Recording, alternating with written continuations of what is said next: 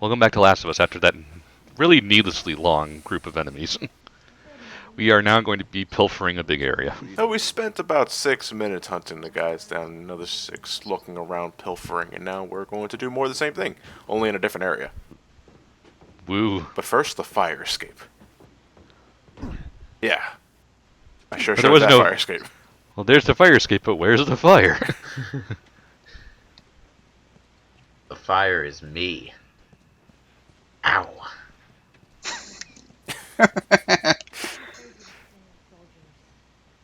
Another riddle, Ellie. Look. Riddle me this, Joel. The ones we've been fighting here? That'd be my bet. Let's see where this leads us. That's something I like about this game, is that all of the areas have a character of their own. God, if it's not filing cabinets or furniture, it's fucking drawers blocking stairs. Who the hell put file cabinets on the stairs? Why would you do that? Well, if you're trying to keep infected from getting up, you'll use just about anything. Yeah. This entire area is just blockade after blockade after blockade. But what if you need to get your tax returns? I'm pretty sure the IRS head is a bloater by now. Okay, dude. You don't need to talk about him like that. What if he's a zombie? Well, then he's a runner. Or a walker.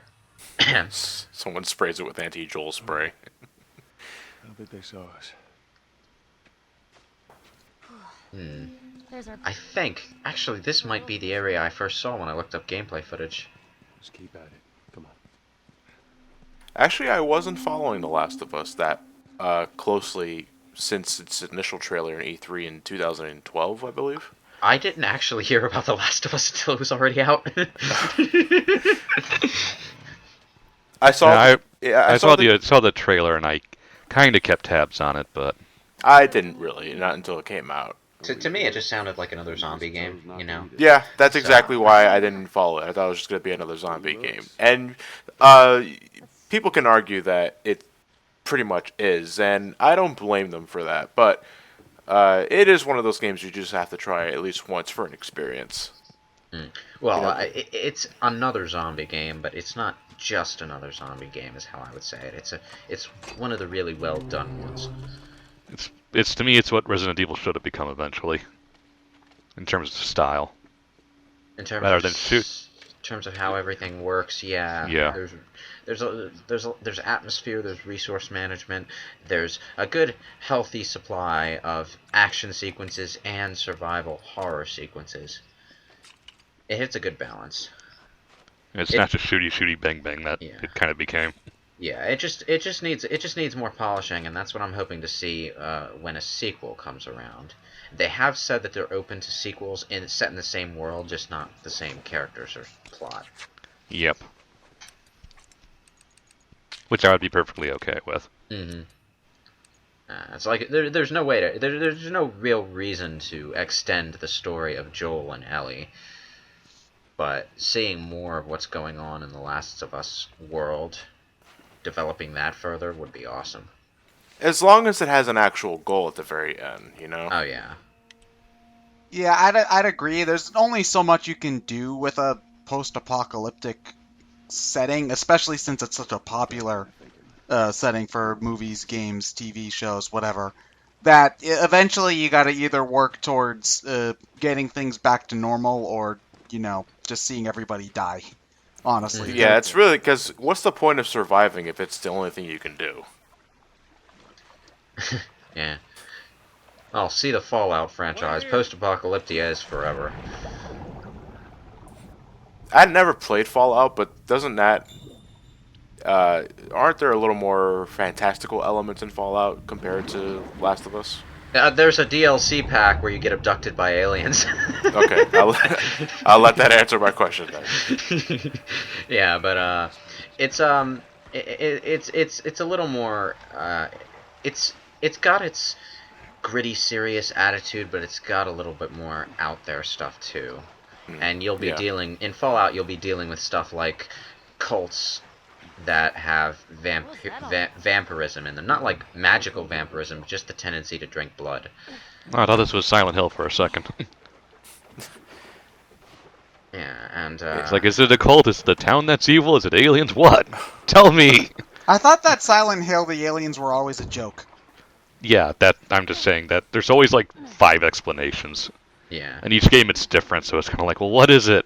Of course, the difference between Fallout and this is that Fallout is a Bethesda game. You know, it has the Elder Scrolls syndrome of being more about the side quests. And there's a plot. Oh yeah, there's a plot, especially in Fallout 3, where you technically should be trying to find your father the entire time. But no, let's go help Alright.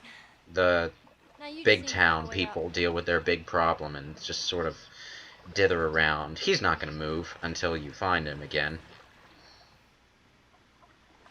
If there is a Last of Us sequel, I would rather it be a more engaging story with a definitive conclusion and not just someone else's tale of survival, because that gets old really quick.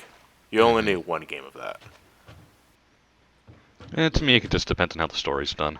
Yeah, because yeah, again, if all you gotta do is survive, then whoop-de-doo. I don't think No. that's engaging for a video game story. Well, here's an idea. We've seen the story of an old grizzled survivor of the actual apocalypse. Why not make the next protagonist someone who's born into the apocalypse? Maybe someone a little more idealistic. That would be a good contrast, I think. Potentially. Oh, this place stinks. Yeah, wood's all rotten. Took you that long to figure it out? I did. All the time. And what would you get? Just coffee. Their muffins were amazing. I most certainly did not get one of those frappuccinos with the whipped cream and chocolate sprinkles on top. What are you, Nanako? Yeah, well, you're a hipster, Joel. You just sit down and write my novels on my MacBook there. It's my too free bad that most of Wi-Fi. it's too bad that most of the stuff you'd find in these food places nowadays would have gone bad long ago. Yeah. Like, they could probably still find like The processed serviceable- cheese might be still good. They probably still find some serviceable non-spoilables if they rummaged around a lot. In fact, that's actually a mechanic in the Fallout series where you'll find like Nuka-Cola vending machines with soda still in them, and the only real hazard to drinking or eating that stuff is that they have some radiation in them. Oh, just a little bit of radiation. Well, yeah, one of the survival elements of the Fallout series is most of the food items have rad levels in them. So you need to balance that with items that lower your radiation level. Otherwise, the radiation in your body will get too high, and that can have detriments. Although some perks can also help you if you have high radiation. Such as becoming the Hulk. Do you get superpowers? Well, in Fallout 3, one of the early side quests is an experiment with this one kooky store owner who experiments on high radiation levels. So the quickest way to do that is to just go outside the shop and drink from this puddle of water that's around a defunct nuclear warhead in the ground. And just drink until your rad levels are like really, really high, and then go back. And then after she tests her anti-radiation stuff on you, she'll tell you it caused a tiny little sort of mutation, and it actually allows you to regenerate from injuries when you're at high radiation levels. So you become Wolverine then. Alright. Only when you have stupidly high rad levels, though, and that comes with its own drawbacks.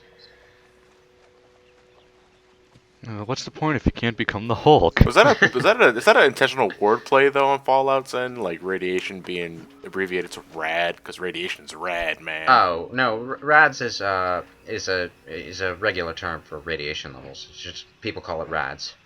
Check the rad levels, It's just a shortening way of saying it. Like even in the real world, I'm pretty sure. This dude doesn't have sunglasses. Quick, we have to check his rad levels to see if he's really legit. Brain scratch comms in the 90s. Dude! Whatever happened to the 90s? Did people just... It I don't stayed in know. the 90s. They stayed in the 90s, baby. Did people just spontaneously realize that all of those things sounded stupid? I think it was the introduction of the iPod that brought us into the new millennium. Oh, great. More humans. No more freeform running around and rummaging things. No, we have to deal with people now. I think this was the sequence that was shown off in E3. Yeah. Might be. Ooh. Headshot. But that's an interesting choice, though. Why would you show off a fight against humans if you're showing off a zombie game? No, I think they were just showing off the survival aspect of it. The Oh. fact that you got a partner and, you know.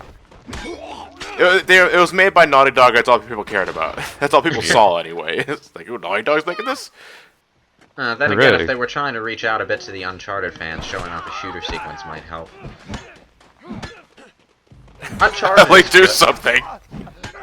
Uncharted is good, but it and the Tomb Raider reboot tend to play more like action games than action-adventure games sometimes, if that makes any sense.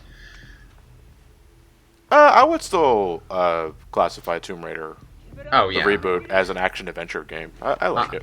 I'm not saying that it breaks genre completely. I'm just saying, you know, it has a heavy. They both have heavy emphasis on the third-person shooter elements, which is fine. I actually like third-person shooters. I think there should be more of those out there, rather than all of the shooters being first-person all the time. Well, you can't have online multiplayers if it's not first person. Oh, don't you know? yes, you can. Uncharted actually does, and so does This Tomb does. Raider. In fact, So does does this. Last of Us. Yeah. Yeah, but who plays the online in these games though? Hey, you can see the body. It's not realistic. Oh, you'd be surprised though. Metal Gear. How successful was Metal Gear's Online, by the way? I never really looked into it. It was pretty popular from what I recall, back when 4 was still fresh.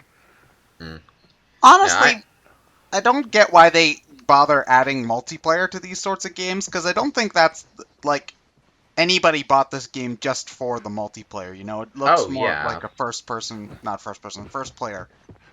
player. And I would normally agree with that, but most of the time, when developers add multiplayer to games, my main concern is that it'll take development time and development focus away from the single player, which is what I'm mostly there for. I don't mind there being a multiplayer in this game because the single player campaign is just as strong as it should be.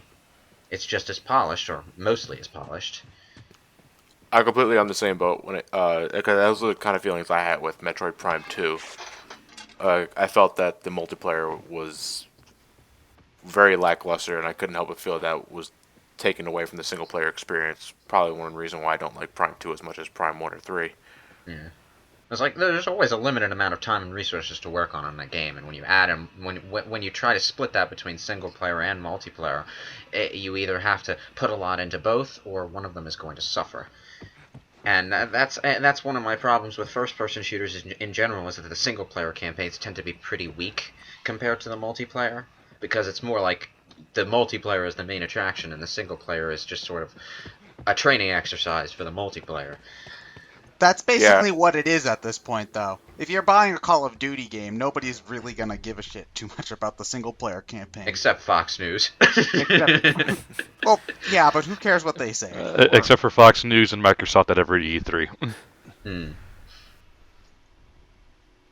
you know, I like first-person shooters when they have a strong single-player campaign. It's part of why I'm a fan of the Half-Life games.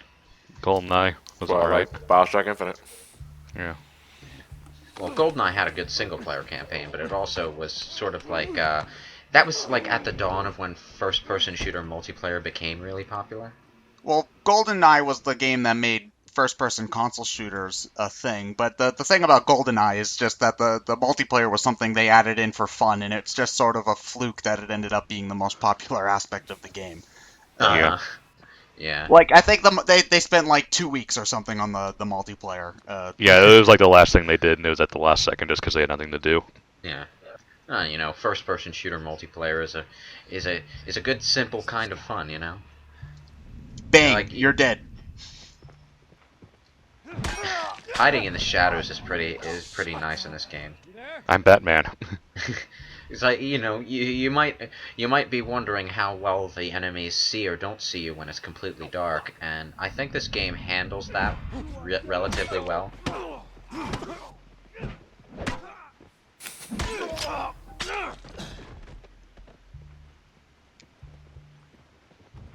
Well, that's Is he another, dead? Yeah, he's dead.